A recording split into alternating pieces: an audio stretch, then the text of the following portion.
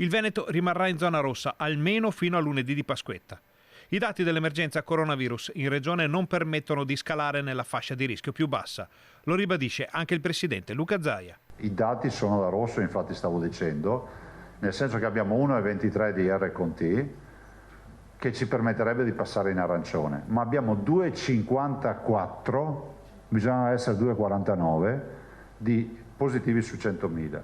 L'unica strada per uscire da questa situazione è tracciata dai vaccini e dall'imponente campagna che riguarda tutte le aziende sanitarie del Veneto. Grazie a tutti gli operatori, grazie a tutti quelli che stanno lavorando, grazie a tutti quelli che sopportano, che hanno pazienza. Cioè è una macchina paurosa, abbiamo 1300 persone schierate. So che ci sono dei disagi, che è quello magari di qualche attesa, di qualche incomprensione.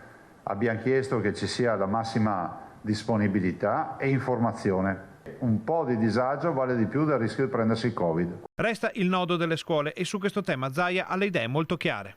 Se avessimo avuto quella competenza, vi ricordo che la scuola è competenza dello Stato, e se l'avessimo avuta fino in fondo noi avremmo già introdotto il tampone fai da te da una vita.